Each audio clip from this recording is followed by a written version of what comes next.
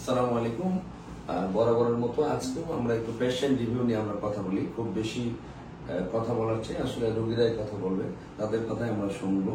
আমার যে ভাইয়ের অপারেশন করেছিলাম আমরা 1.5 মাস আগে, ওনার এন্ডোস্কোপিক পিএলআইডি সার্জারি বা ডিস্কের প্রবলেম ছিল, সেটা আমরা করেছি এবং ওনার সাথে ওনার ভাইও আছেন। তো ওনাদের সাথে আমরা অপারেশনের আগে কেমন অবস্থা ছিলেন এবং অপারেশন কেমন করে হলো এবং অপারেশন পরবর্তী ওনাদের ফিলিংসটা কেমন, সেগুলো নিয়ে আসলে কথা বলবো। ভাই, আপনার নাম কি? আমার নাম মোহাম্মদ খায়রুজ্জামান। খায়রুজ্জামান। আপনার বাসা কোথায়? আমার বাসা যশোর। যশোর। আচ্ছা, আপনার এই কি প্রবলেম ছিল একটু যদি বলতেন? আমার সমস্যা ছিল আর কি, মাথায় আর কি প্রচুর পরিমাণ ব্যথা ছিল এবং আর কি মানে ডাইন পা টোটালি অবশ হয়ে গেছিল।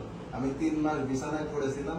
3 মাস 3 মাস পড়েছিলেন? পড়েছিলাম বিছানায়। আপনার বাবা এসেছিল না? হ্যাঁ, আমার বাবা এসেছিল, আমার 2 ভাই ছিল। ওনার বাবা যখন মনে আছে আমার, ওনারা যখন আসেন রোজার মধ্যে, তাই না? রোজার মধ্যে আমরা দেখলাম যে ওনার পরিবারের 4-5 জন লোক একদম সবাই খুব অস্থিরতায় একটা কন্ডিশনে, মানে উদ্বিগ্ন থাকতে যে অবস্থা থাকে ওইভাবে আমার চেম্বারে আসে এবং দেখার পরে একটা সিদ্ধান্ত নেই এবং পরে 1-2 দিন পরেই মনে হয় ওনারা অপারেশনের জন্য চলে আসেন।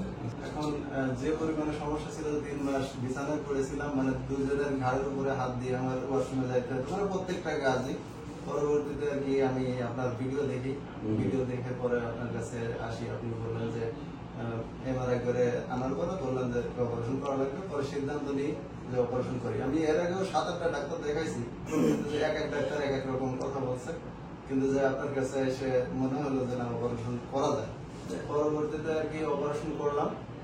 অপারেশন করার পরে 7 দিন পর আর কি মানে আমি টোটালে ভালো ফিল করছি, মানে টোটালে আর কি হাঁটাচলা করতে পারছি এবং অপারেশনের 1 ঘন্টা পরে আপনি বলছিলেন যে হাঁটেন। পরবর্তীতে আমি হাঁটাচলা করলাম, কোনো ব্যথা ব্যথা নাই, অপারেশনের সাথে সাথে ব্যথা চলে যায় এবং আর কি মানে শুধু যেখানে অপারেশন করা ওইখানে সামান্য ব্যথা ছিল। আচ্ছা, আপনার কোন পদ্ধতিতে অপারেশন? আমি তো 2টা পদ্ধতিতে অপারেশন করি, এন্ডোস্কোপি এবং মাইক্রোস্কোপি, দুটাই আলহামদুলিল্লাহ। আমার হচ্ছে এন্ডোস্কোপি অপারেশন করা হয়।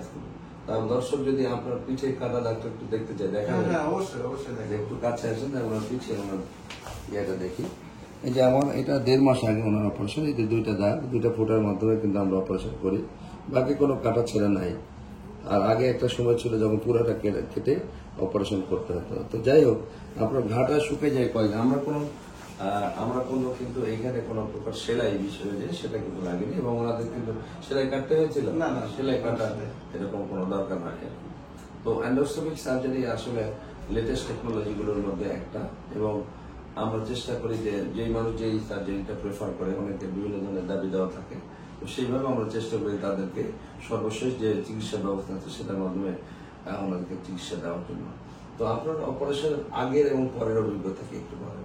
আগে আসলে মানে এই রোগ যাদের হয়েছে, পিএলআইডি রোগ যাদের হয়েছে, তাদের মানে বেঁচে থাকতে ইচ্ছে হয় না। এত পরিমাণে অসহ্যনীয় একটা যন্ত্রণা, অসহ্যনীয় ব্যথা যন্ত্রণা। আর এখন মনে হচ্ছে কি যে আমি সম্পূর্ণ সুস্থ, কোনো কিছুই হয় না, কোনো কিছুই হয় না, আমি সম্পূর্ণ একবারে সুস্থ। এবং আমি 14 দিন পরে আমি অফিসে চলে যাই এবং অফিসে নিয়মিত আমি অফিস করতে পারি।